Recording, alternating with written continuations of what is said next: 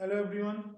Uh, in today we start with spring. So in springs, first thing is what is spring?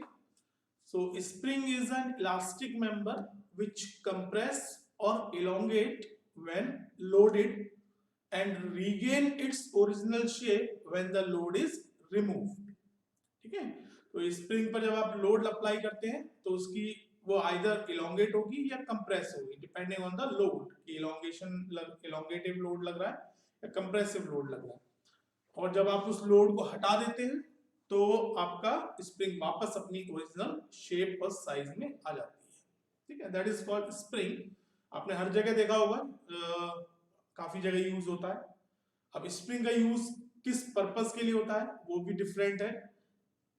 कहीं कहीं spring का use आपका energy store करने के लिए होता है,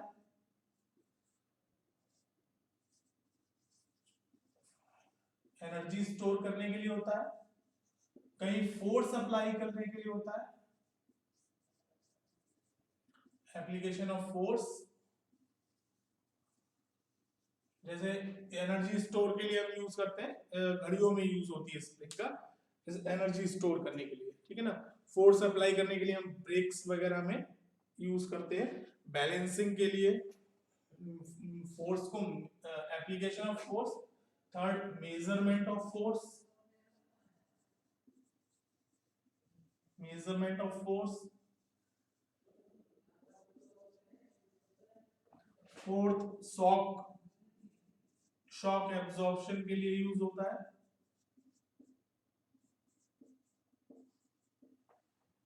So there are lots of application of springs. Now springs काफी टाइप के भी होते हैं, there are different types of springs. जैसे फर्स्ट मान लीजिए, फर्स्ट होता है आपका helical spring. Helical spring, leaf spring,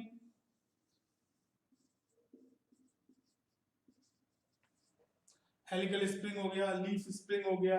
ठीक है, थर्ड आपका सर्कुलर स्प्रिंग हो गया,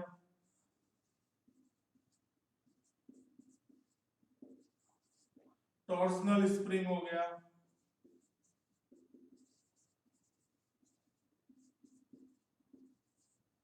कोनिकल स्प्रिंग भी होता है, flat spring. There are lots of type of springs. आपको जो पढ़ना है that is first is leaf spring. Helical spring में भी आपके दो टाइप के होते हैं। First is close coil helical spring and open coil helical spring. Open coil helical spring, तो आपको इसमें क्लोज कॉइल हेलिकल स्प्रिंग पढ़ना है और लीफ स्प्रिंग पढ़ना है।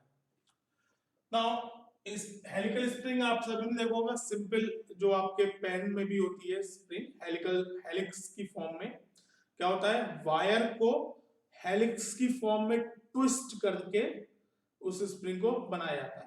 अब दो होते हैं क्लोज कॉइल। क्लोज कॉइल मतलब जो कॉइल्स है, दो चीजें होती हैं, एक तो वायर है जिसको आपने ट्विस्ट करके हेलिक्स की फॉर्म में स्प्रिंग को बनाया है। ठीक है, दूसरा जब आप उस वायर को ट्विस्ट कर रहे हैं तो एक कॉइल फॉर्म हो रही है। ठीक है, उस अगर वो कॉइल आपस में बहुत क्लोज है, यानी हेलिक्स एंगल नेग्लिजिबल है या जीरो है, यानी सारी की सारी कॉइल बहुत क्लोज है, क्लोजली पैक है, then it is called close coil helical spring. और अगर ओपन कॉइल हेलिकल स्प्रिंग यानी कॉइल किसी एंगल पर इंक्लाइन है, यानी अगर कॉइल इस तरीके से है then it is close coil. और अगर आपकी कॉइल्स इस तरीके से डिस्टेंस पर है, हेलिक्स एंगल कहलाता है, this is called helix angle alpha. ठीक है, if alpha is very small और जीरो, नेग्लिजिबल और zero, then it is closed coil helical spring. If alpha is considerable, then it is open coil helical spring.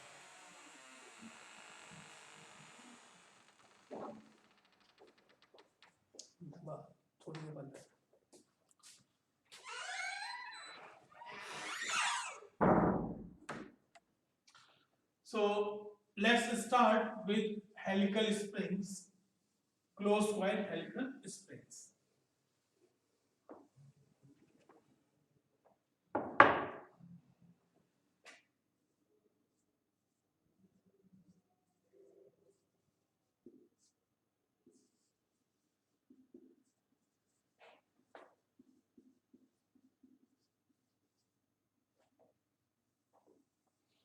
Close coil helical spring. अब इसमें दो cases हैं। First case है case first,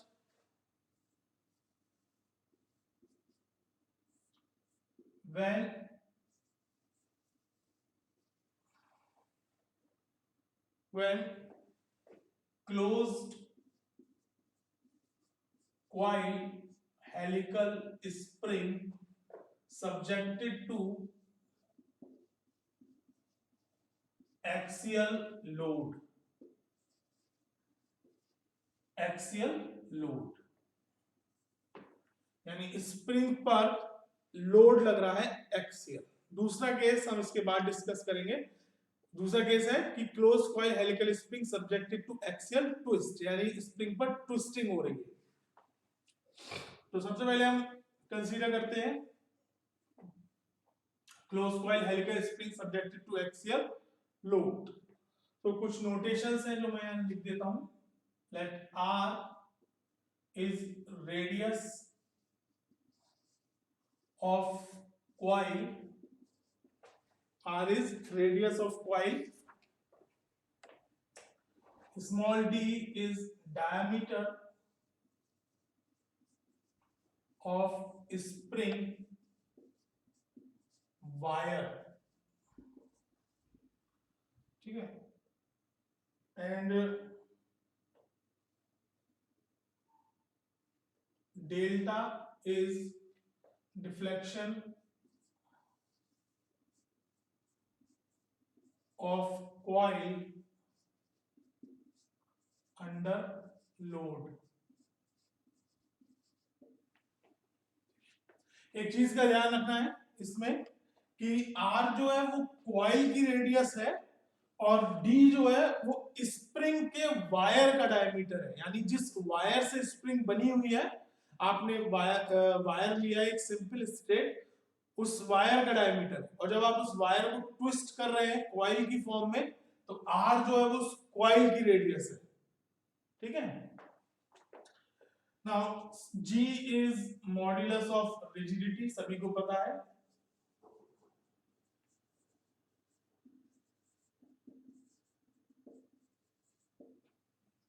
ठीक है, N is number of coils,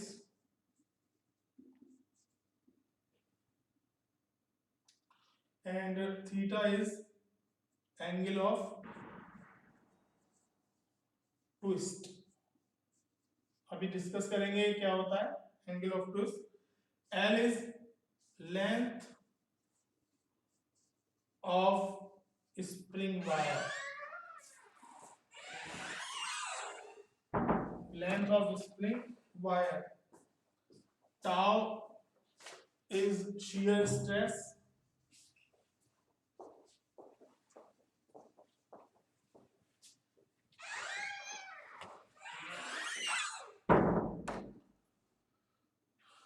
tau is shear stress। Now close coil helical spring में आपकी दो लेंथ होती हैं, दोनों हम डिस्कस कर लेते हैं। सो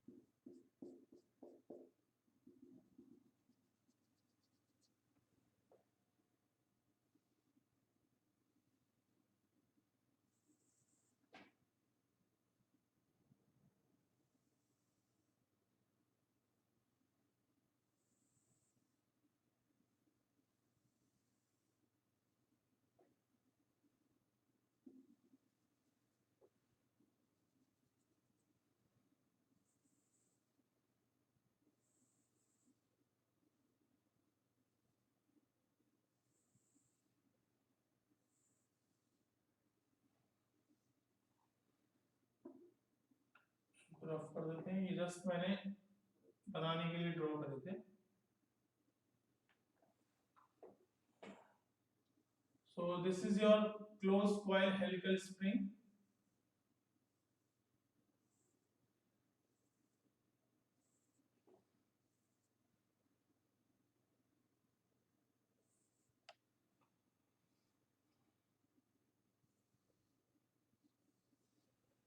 This is your closed coil helical spring. Now इसमें एंगल आपको दिख रहा होगा कि ये इंक्लाइंड है, बट मैंने बनाया है with this inclination is 0 for analysis purpose को ऐसा बनाया है, बट ये क्लोज कॉइल है, ठीक है। सारी कॉइल्स जो है वो आपस में पैक है। अब इसमें दो लेंथ होती है, मैं इसको रफ कर दे रहा हूं इधर। मैं इसका क्लोज कंडीशन भी बना देता हूं, मतलब जब बिल्कुल सारी पैक बिल्कुल क्लॉकवाइज जो आपस में चिपकी हुई है, तो वो सिंपल इस तरीके से हो जाएगा।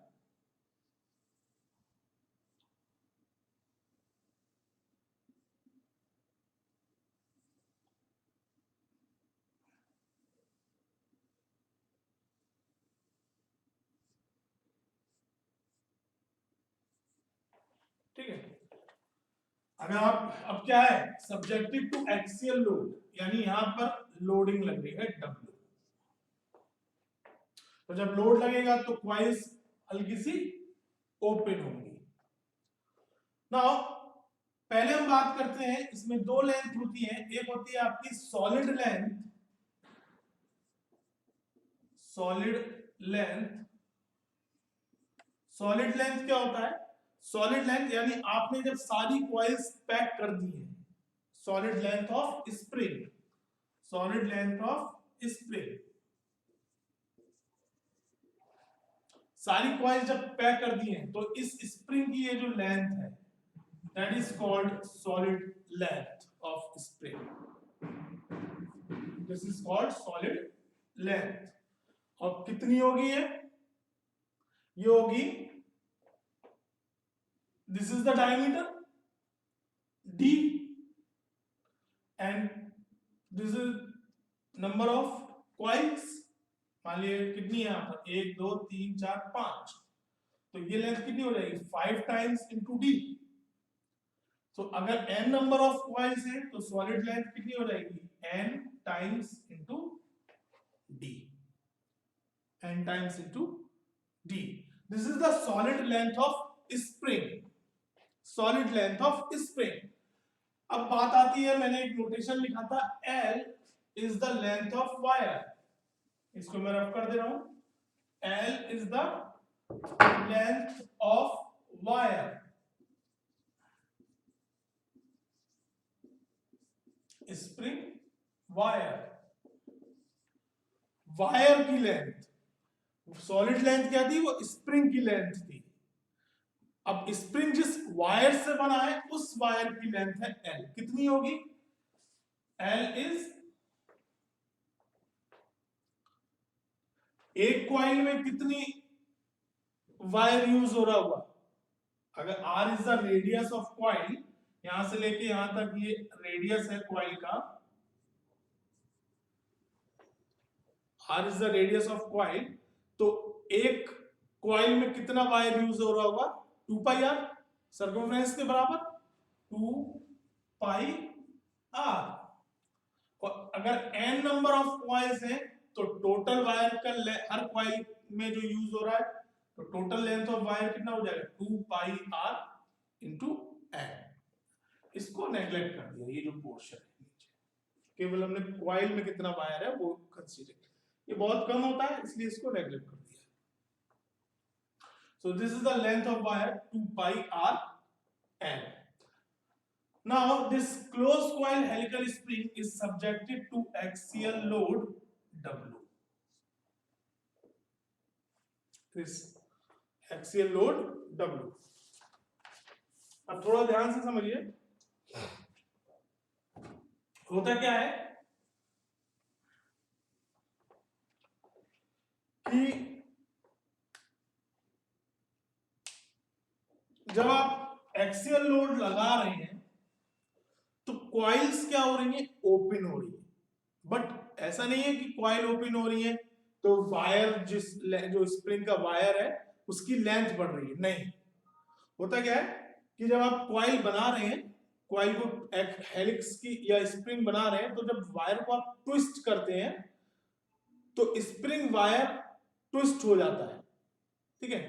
अब आप जब उसको ओपन कर रहे हैं तो ये जो ज्वाइंट्स हैं, ये जो आपको रोटेशन दिख रहे हैं, कॉइल क्या होती है, ट्विस्ट होती हुई ओपन होती है नीचे की तरफ, इस तरीके से। यानी ये कॉइल नीचे की तरफ ट्विस्ट हुई हल्की सी, ये ट्विस्ट हुई, ये ट्विस्ट हुई, ये ट्विस्ट हुई। जितनी भी कॉइल्स हैं वो धीरे धीरे हल्के हल्के ट्विस्ट हो रही है और नीचे की तरफ आ रही है, ठीक है। तो जैसे हम कपड़े धोते हैं, कपड़े निचोड़ते हैं, ठीक है, कपड़े आपने पूरा ट्विस्ट कर दिया, अब उसको वर्टिकल कर लीजिए, ठीक है, कपड़ा पूरा ट्विस्ट करके। अब जब आप उसको नीचे से खींचेंगे तो क्या होगा, जितनी भी कॉइल्स थी वो क्या हो रही है, ओपन हो रही है धीरे धीरे। यानी जो स्प्रिंग का वायर है या जो वायर है स्प्रिंग का, वो ट्विस्ट हो रहा है, वो ट्विस्ट होके ओपन हो रहा है। तो when the spring coil, close coil helical spring is subjected to axial load, spring के वायर में क्या क्रिएट होती है, ट्विस्टिंग, यानी टॉर्जन। सो इसीलिए यहां पर टॉर्जन इक्वेशन का हम यूज करते हैं, which is T over IP is equal to G theta over L, या इसको आपने जैसे याद कर रखा है वैसे लिख लेते हैं, T over IP is equal to tau over R is equal to G theta over L। बस एक छोटा सा माइनर चेंज है, हम टॉर्जन इक्वेशन में कैपिटल आर लेते थे, बट कैपिटल आर जो है वो यहाँ पर कॉइल की रेडियस है, ठीक है। यहां पर हम इसको स्मॉल आर देंगे, small R, radius of wire, R is D by 2, ठीक है। तो वायर में क्या क्रिएट हो रही है, ट्विस्टिंग क्रिएट हो रही है लोड लगने की वजह से, ये चीज याद रखना, लोड लगने की वजह से। और बिकॉज आप ये फिगर 2D में देख रहे हैं इसलिए आपको लग रहा है केवल ये वाले पोर्शन ट्विस्ट घूमे हुए हैं, है ना, बट स्प्रिंग जो है वो चारों तरफ घूमी हुई होती है। आपको ये 2D में दिख रहा है, आप 3D में स्प्रिंग को कंसीडर करेंगे तो ये पूरा का पूरा ट्विस्ट है ना। ये केवल आपको यहां से ऐसा लग रहा है कि इस एज पे इस एज पे, ऐसा नहीं है, ये पूरा वायर ट्विस्ट है। तो ये यहां से लेके पूरा ट्विस्टिंग होती है। और टी ट्विस्टिंग, टॉर्जन की वैल्यू, टॉर्क की वैल्यू क्या हो जाएगी ट्विस्टिंग मोमेंट की, T is W load multiplied by radius, because radius is equal everywhere, circular coil है, ठीक है। So let's first consider these two terms. We have to calculate कि डिफ्लेक्शन कितना आया, डेल्टा लोड लगने की वजह से कितना डिफ्लेक्शन आया, हमें ये दो चीजें कैलकुलेट करनी है कि लोड की वजह से डिफ्लेक्शन कितना आया, और जब आप लोड लगा रहे हैं तो वायर में ट्विस्टिंग हो रही है, और वायर में अगर ट्विस्टिंग हो रही है तो हमें पता है टॉर्जन हो रहा है, तो वायर में शियर स्ट्रेस डेवलप होगा, तो शियर स्ट्रेस, ये दो चीजें आपको कैलकुलेट करनी है। So if we consider first these two terms, so T over IP is equal to tau over R. We know that T is W into R, IP या हमने J यूज किया था और J लिख सकते हैं, J और IP is polar movement of inertia. J or IP is polar movement of inertia. Now the wire of the coil is circular cross section, is of circular cross section. तो circular cross section के लिए polar movement of inertia कितना होता है, moment of inertia is pi by 64 d to the power 4, polar moment of inertia is pi by 32 d to the power 4 is equal to tau shear stress developed in the spring wire over R. R को हम लिख सकते हैं D by 2,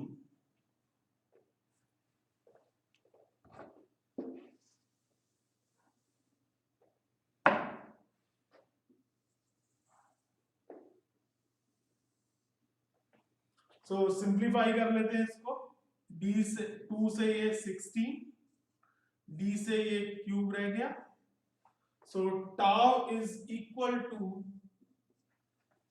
16 ऊपर आ गया, 16 WR divided by, इधर तो कुछ नहीं रह गया, पाई d cube. This is the shear stress developed in the wire. It is nothing but वही फॉर्मूला है जो हमने टॉर्जन में पढ़ा था, 16t divided by pi d cube. ये फॉर्मूला आपने टॉर्जन में पढ़ा था, बस यहाँ पे t की वैल्यू क्या हो गई, w into r, वही फॉर्मूला है, कोई चेंज नहीं है। So this is the twist shear stress developed in the wire. Now we have to calculate deflection. But before deflection, we have to understand one concept.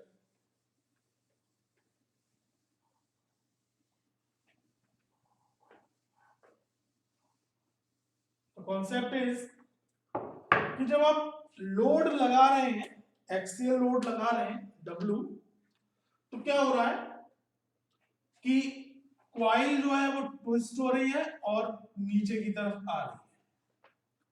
Suppose this is the location of initial coil, and मैं आधी coil इतना portion ले लेता हूं, this is radius R। अभी initially क्या है, coil close है, लोड नहीं लगा है, तो क्लोज कॉइल की एक्सिस जो है वो स्ट्रेट है, हॉरिजॉन्टल है, बिकॉज हमने हेलिक्स एंगल नेग्लेक्ट किया हुआ है, क्लोज कॉइल में पैक रहते हैं सारे। अब आपने लोड लगाया, सॉरी लाइट चली गई, वेट फॉर 1 मिनट।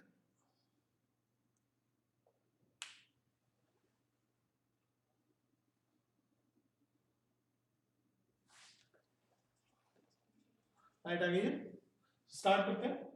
तो अब आपने क्या किया, लोड लगाया, लोड लगाने पे क्या हुआ, कॉइल ट्विस्ट हो रही है, और कॉइल, ये कॉइल लोड लगाने पर पहले क्लोज थी जो मैंने एक फिगर बनाया था, अब हर कॉइल हल्का हल्का शिफ्ट होके नीचे आ गई। सो मान लीजिए इस initially the longitudinal axis of the coil is straight, axis of the coil is straight, horizontal because load is not applied, तो और क्लोज कॉइल हेलिकल स्प्रिंग हम कंसीडर कर रहे हैं, तो सारी जितनी भी कॉइल्स की एक्सिस है वो सब हॉरिजॉन्टल होगी, but after application of load it becomes like this, and this is angle of twist theta, और this is called deflection, delta. अब एक कॉइल जितना नीचे आई होगी, ऊपर वाली कॉइल भी उतना ही नीचे आई होगी, तो हर कॉइल का डिफ्लेक्शन तो सेम ही होगा। तो हम जैसे सपोज ये स्प्रिंग थी,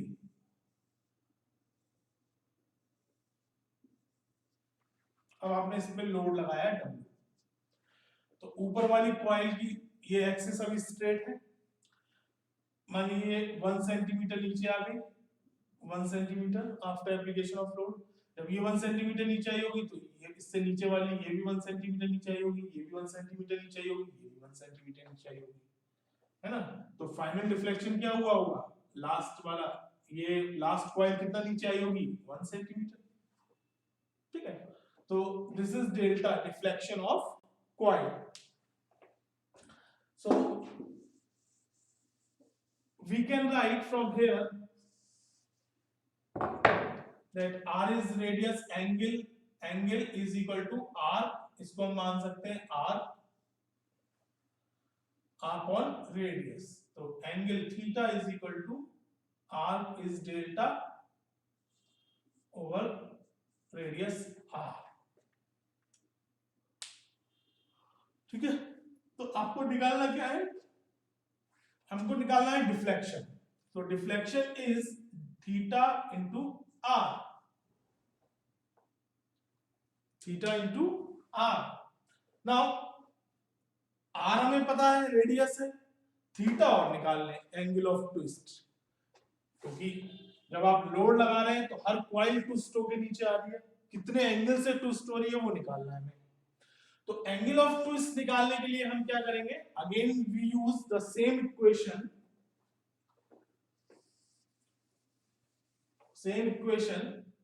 T over IP और J polar moment of inertia is equal to G theta over L is equal to tau over R।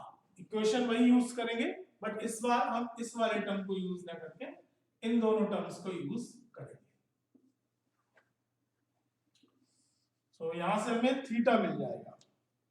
तो देखते हैं थीटा क्या आएगा, यहां से हम सिंपलीफाई कर लेते हैं। Theta is equal to T into L over G into J, ठीक है। So T is W into R, torque की वैल्यू, लेंथ की value 2 pi R N, length of spring wire 2 pi R N, G is simply G, polar moment of inertia is pi by 32 d to the power 4. So when we simplify it, it becomes theta is equal to 32 ऊपर आ जाएगा 64 32 into 2 64, W sorry पाई से pi cancel, W R square N divided by G d to the power 4, ये आ गया। और delta क्या हो जाएगा, R into theta. So delta deflection is R into theta, इसमें R का मल्टीप्लाई और कर दो थीटा के साथ, तो ये हो जाएगा 64 W R स्क्वायर की जगह R क्यूब हो जाएगा, R cube N divided by G d to the power 4।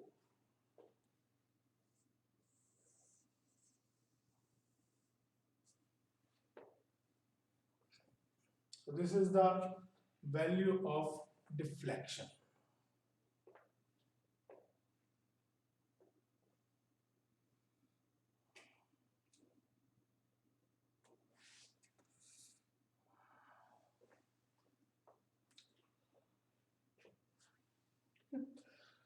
So the next point is Wahl's correction factor.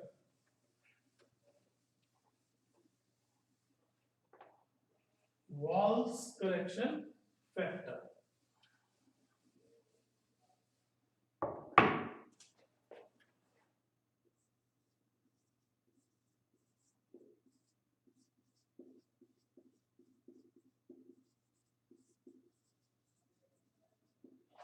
Walls correction factor क्या है बेसिकली, कि जब हमने दोनों इक्वेशंस ड्राइव करी हैं शियर स्ट्रेस के लिए और डिफ्लेक्शन के लिए, तब हमने स्प्रिंग का जो या कॉइल का जो कर्वेचर है उसको कंसीडर नहीं किया है, because coil is initially bend, curvature है उसमें, स्ट्रेट नहीं है कॉइल। तो वॉल्स नाम के साइंटिस्ट थे, उन्होंने एक करेक्शन फैक्टर दिया, यानी वैल्यू जो आपके रिजल्ट आ रहे हैं डेल्टा और शियर स्ट्रेस के, वो अप्रॉक्स वैल्यूज है, अगर हम कर्वेचर कंसीडर नहीं कर रहे, एग्जैक्ट वैल्यूज नहीं है। तो वॉल्स ने एक करेक्शन फैक्टर दिया, वो उन्होंने उस कर्वेचर को भी कंसीडर किया और एक करेक्शन फैक्टर दिया जिससे आपको और क्लोज वैल्यू मिल सके एक्चुअल रिजल्ट के। So the wall correction factor so is denoted by capital K, and this Wahl's correction factor is given by 4s minus 1 divided by 4s minus 4 plus 0.615 divided by s, where s is spring index. It is very important term, spring index पूछा जाता है, ठीक है। Spring index क्या चीज है? It is very simple. Spring index is capital D divided by small D. Capital D क्या है? डायमीटर ऑफ स्प्रिंग कॉइल, यानी 2r, 2r radius of coil का double, where small d is diameter of spring wire, diameter of spring wire. ठीक है, तो shear stress जो हमने निकाला था tau is equal to 16 WR divided by pi d to the power 4, इसमें pi d cube, sorry, इसमें k का multiply, capital K walls correction factor का मल्टीप्लाई और हो जाएगा. ठीक है, ऐसे ही डेल्टा में भी k का मल्टीप्लाई हो जाएगा. Now the next term is very easy. Next point छोटा सा टर्म है, stiffness of spring. Stiffness of spring. Stiffness क्या होता है? Stiffness is the resistance of spring against deflection. The resistance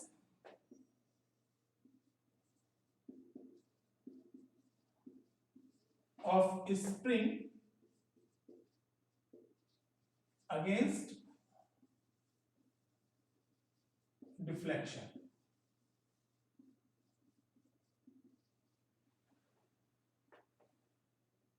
Or it is also defined as the load required to produce unit deflection in spring.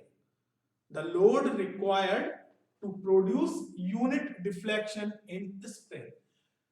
One simple is this stiffness of spring is denoted by K also, but it is small k. Confuse नहीं होना है. Walls correction factor is capital K and stiffness is also represented by K, but it is small k. And this stiffness small k is W, the load required to produce unit deflection. ठीक है, unit deflection मान लीजिए दो spring है आपके पास,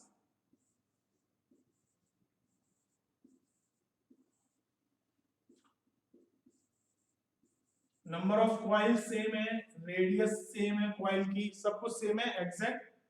ठीक है, but material में भी डिफरेंट. तो इसको डिफ्लेक्ट 1 सेंटीमीटर डिफ्लेक्ट या 1 mm डिफ्लेक्शन के लिए 100 न्यूटन का लोड लग रहा है, और इसको सेम डिफ्लेक्शन यानी 1 mm यूनिट डिफ्लेक्शन के लिए 200 न्यूटन का लोड लग रहा है. तो स्टिफनेस किसकी ज्यादा है? इसकी, क्योंकि इसका रेजिस्टेंस ज्यादा है. इसको 1 यूनिट डिफ्लेक्शन के लिए 200 न्यूटन का लोड चाहिए, और इसको सेम डिफ्लेक्शन यूनिट डिफ्लेक्शन के लिए 100 न्यूटन का लोड चाहिए. तो स्टिफनेस किसकी ज्यादा है? इसकी. So K is denoted by W by delta. So we can calculate that K is, अभी हमने W divided by delta का फॉर्मूला अभी हमने कैलकुलेट किया था 64 WR cube N divided by G D to the power 4. तो यहाँ से स्टिफनेस हो जाएगा W से W cancel, G D to the power 4 divided by 64 R cube N.